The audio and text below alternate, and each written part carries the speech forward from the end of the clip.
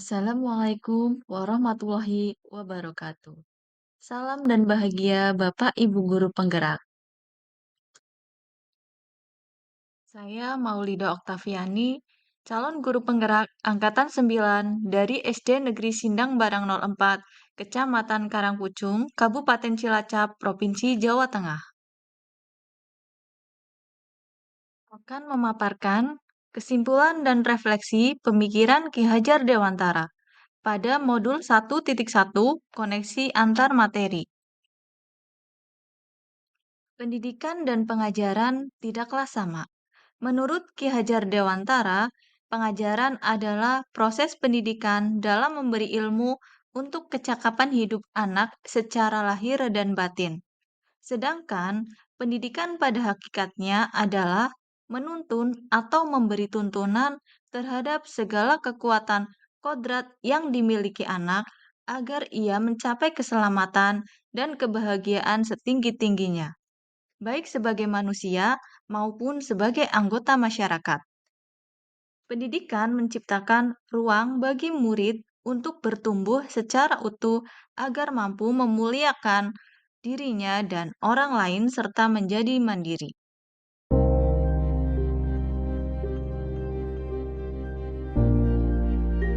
Sebelum mempelajari modul 1.1 tentang pemikiran Ki Hajar Dewantara, pembelajaran yang saya lakukan hanya sebatas transfer materi pelajaran saja.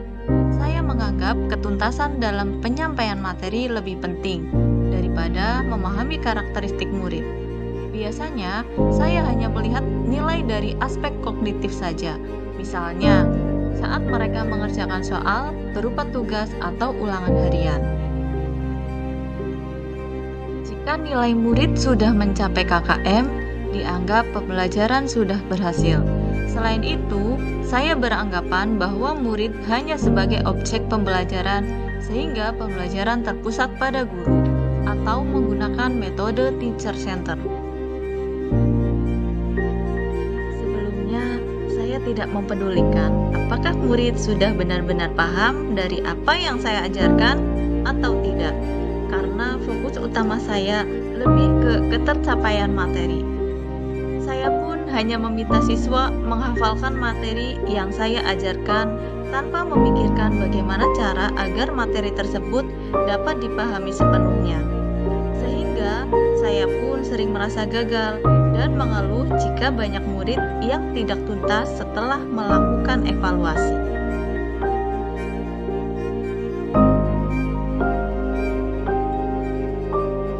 Setelah saya mempelajari modul 1.1 tentang pemikiran Ki Hajar Dewantara, saya menyadari bahwa apa yang saya pikirkan dan saya lakukan selama ini tidaklah tepat.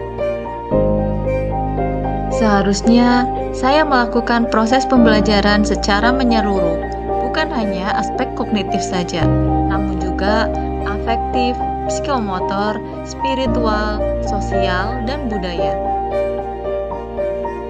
Murid bukan sebagai objek, melainkan sebagai subjek pembelajaran.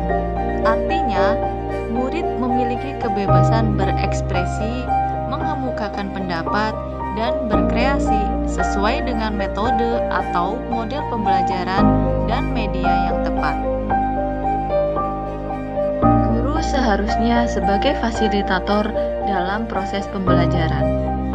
Guru pun harus ikhlas, penuh kesabaran dengan segala ketulusan hati agar terwujud pembelajaran yang menyenangkan dan berpusat pada murid.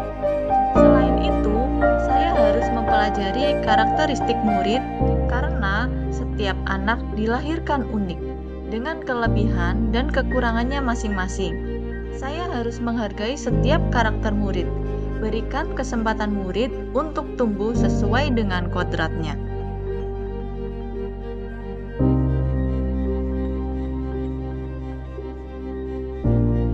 Yang dapat segera saya terapkan dalam pembelajaran di kelas antara lain, yang pertama, merancang pembelajaran yang interaktif dan menyenangkan dengan melibatkan murid sesuai metode student center. Berikutnya, menerapkan pembelajaran abad 21 yang sesuai pemikiran Ki Hajar Dewantara, yaitu Berpikir kritis, kreatif, komunikatif, dan kolaborasi dengan berpegang teguh pada konsep memerdekakan anak. Pembelajaran tidak lagi menuntut, tetapi menuntun, karena tugas guru adalah memberi tuntunan atau arahan yang baik bagi murid, berusaha menjadi teladan bagi murid baik dalam perkataan maupun perbuatan. Selanjutnya, saya harus mengenali karakter dan latar belakang murid dengan menjalin komunikasi yang baik. Terima kasih telah menyaksikan video saya.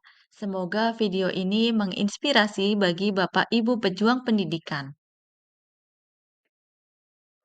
Salam dan bahagia Bapak Ibu guru penggerak. Wassalamualaikum warahmatullahi wabarakatuh.